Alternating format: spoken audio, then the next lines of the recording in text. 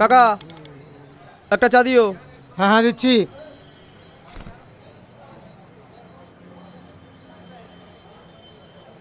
কি রে রাজু, এত তাড়াতাড়ি?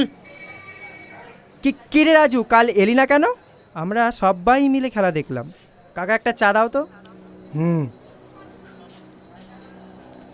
জীবনের খেলা খেলতে খেলতেই হাঁপিয়ে উঠেছি, তারপর আবার। হ্যাঁ রে রাজু, তোর বাবা কেমন আছে?